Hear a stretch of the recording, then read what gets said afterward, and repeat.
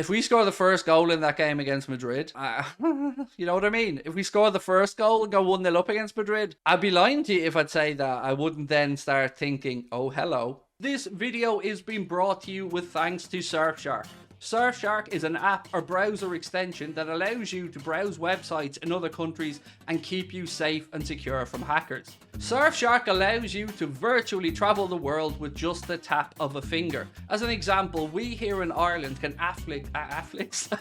What is Afflix? We here in Ireland can watch other countries' Netflix libraries, unlock UK services such as BBC iPlayer, and of course that all-important Spanish DAZN account for football. Surfshark keeps you safe and secure by covering up everything that you do online.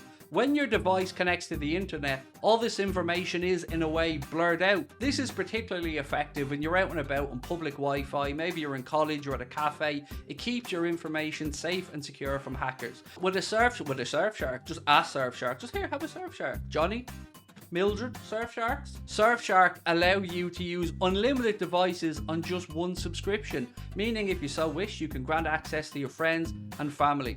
On top of that, Surfshark offer a 30-day money-back guarantee. If you don't like it, they refund you. It is that simple. Our sign-up offer gives you a whopping 83% off. That's right, I did say 83% off and 3 months additional free.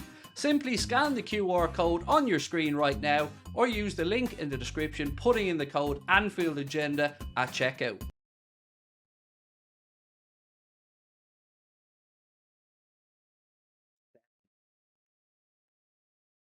How the bloody hell are we? Have we come down yet? I haven't. I won't lie. I've had a shower. I've danced around the gaff, walking around, giving it 7, 7, 7, 7, 7. Woo! Oh, lads, honestly, when I woke up today on this fine, beautiful morning, well, it wasn't morning, let's stop lying.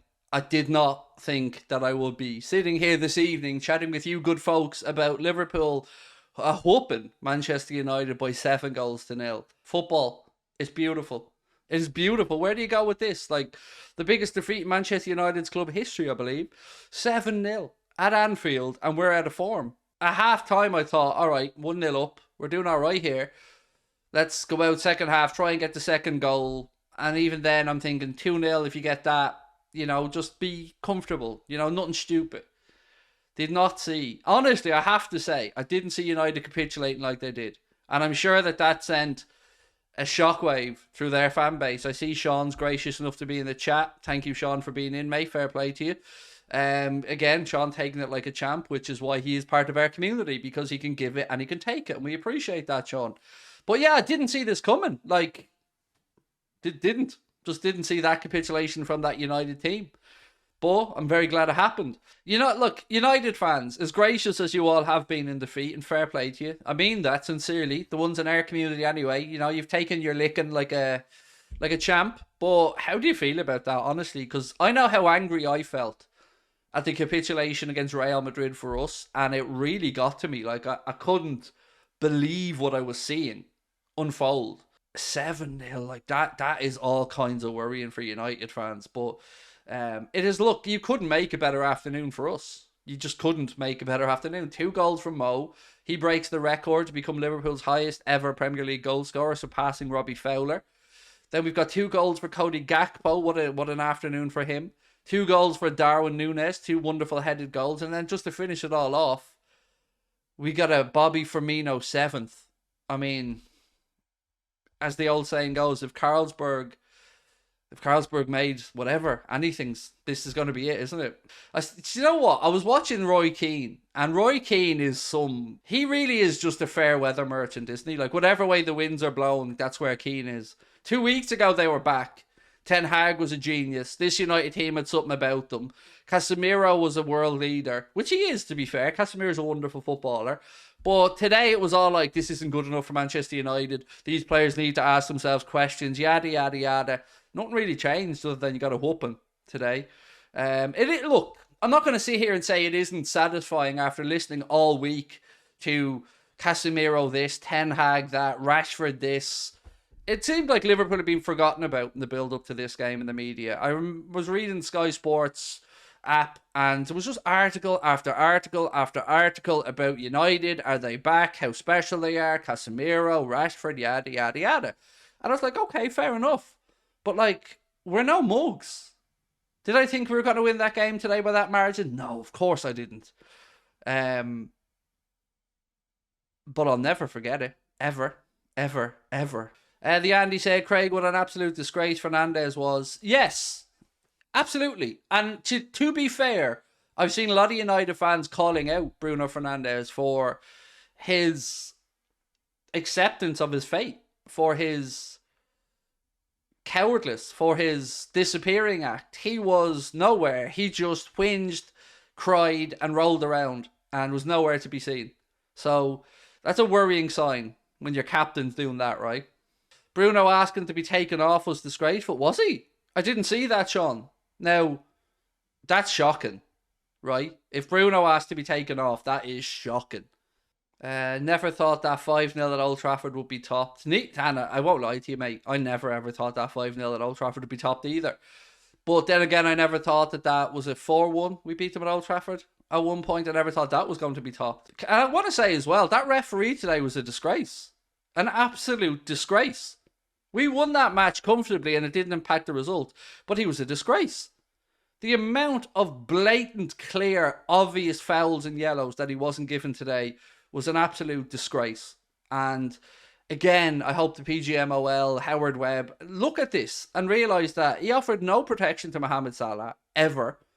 And as much as I don't want to talk about a player being reckless and maybe being sent off, I thought that McTominay challenge was far closer to a red card than the Fabinho stamp that people were on about last week.